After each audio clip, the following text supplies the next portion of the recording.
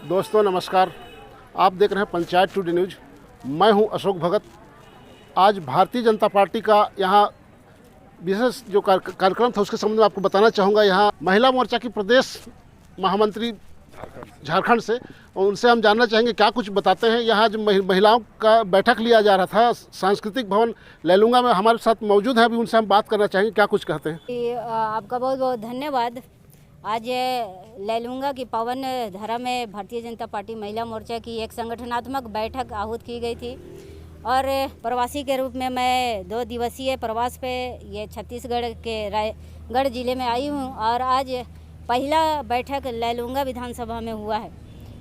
हमारी रणनीति साफ है, क्योंकि 9 वर्ष सेवा, सुशासन और गरीब कल्याण आदरणीय प्रधानमंत्री जी के क्रियाकलापों पर जो आने वाले विधानसभा चुनाव हो या लोकसभा चुनाव हो, उनके क्रियाकलापों पर होगी। और दूसरी बात, जो छत्तीसगढ़ में मौजूदा हालात है, लगातार यहाँ पे जिस तरह से वादे करके उन वादों एक भी वादों को पूरा नहीं किया गया है, तो यहाँ पर हमारी महिला मोर्चा की एक बहनें बूथ स्तर तक, बूथ के एक घरों में जाकर ये यहाँ की सरकार की विफलताओं को बताने का काम करेंगी और आदरणीय प्रधानमंत्री जी के भाजपा की नेतृत्व वाली सरकार मोदी जी के क्रियाकलापों जिन्होंने लगातार महिलाओं को सशक्त करने के साथ साथ उनके सम्मान में जो अनेक योजनाएं धरातल पर उतारे हैं और पूरी तरह से उस धरातल में देखने के लिए मिल रहा है, उनको भी पहुंचाने का काम करेगी।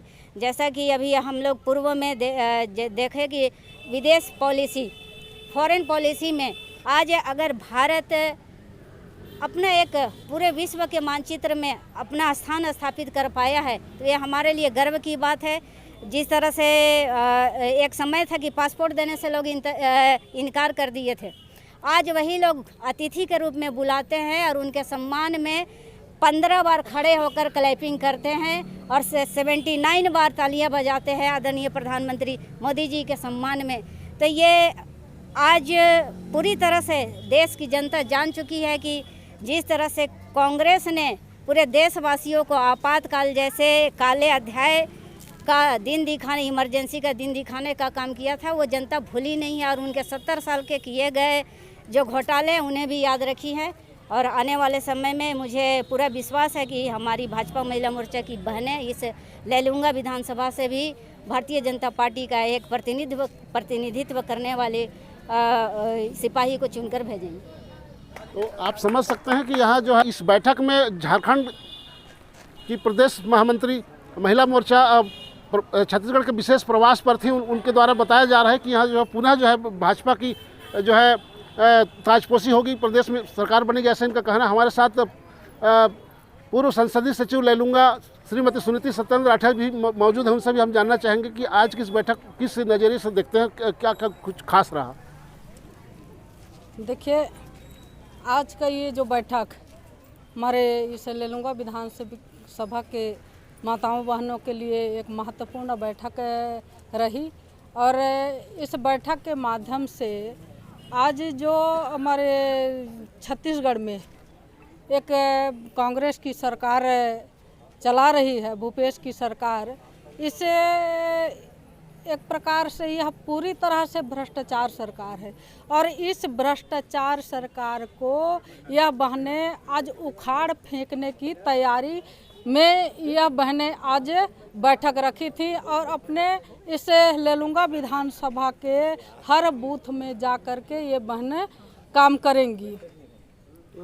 मैम, आपसे पूछना चाहेंगे कि ये जो भ्रष्टाचार का आरोप लगाते हैं, किस किस तरह के भ्रष्टाचार को गिनाइए, कुछ बता दीजिए हमारे दर्शकों को, क्या भ्रष्टाचार किया गया है कांग्रेस सरकार के द्वारा।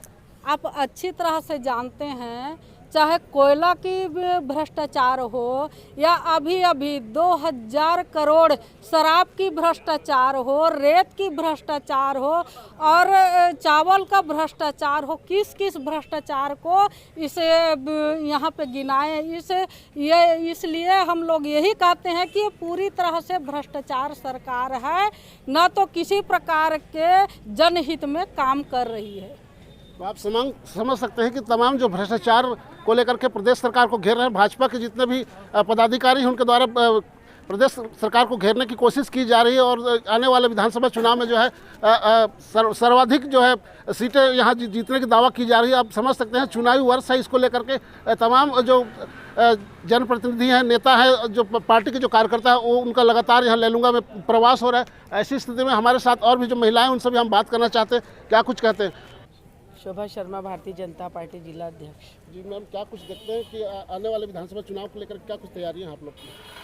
हमारी तैयारियां पूर्ण हो चुकी हैं और हम इस 2023 में फिर से हम अपना विधानसभा, चारों विधानसभा में अपना परचम लहराएंगे और चारों विधानसभा में अपना हम यहाँ पर सिपाही खड़े करके हम ये बता देना चाहते हैं कि महिला मोर्चा अब इस भूपेश बघेल सरकार की जो छल से हमारी बहनों को झूठा वादा दे करके और जो वादा खिलाफी किया है, तो हम बहनें अब उससे नहीं चला जाएंगे, क्योंकि उन्होंने आज जब चुनाव लड़ा था और विधानसभा के समय घोषणा पत्र में अपने साफ साफ लिखा हुआ था कि हम संपूर्ण रूप से शराबबंदी करेंगे, लेकिन अभी तक उन्होंने शराबबंदी नहीं की।